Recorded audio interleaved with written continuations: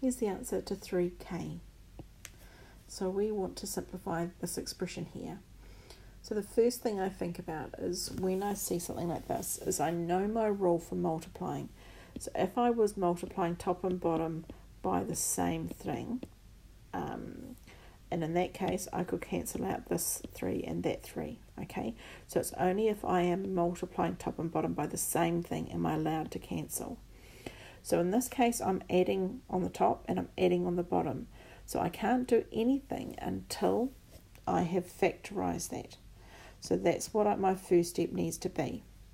So I'm going to take the expression on the top here. Okay, x squared plus 7x plus 10. And I need to factorise that.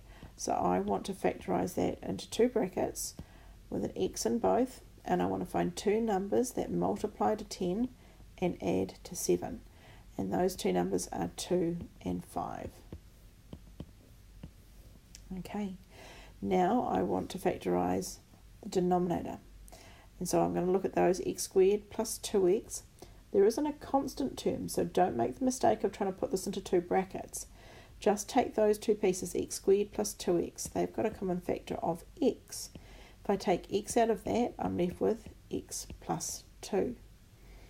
Now that I've got that far, on the top line I've got one set of brackets times another divided by x times a set of brackets. So now I am multiplying top and bottom.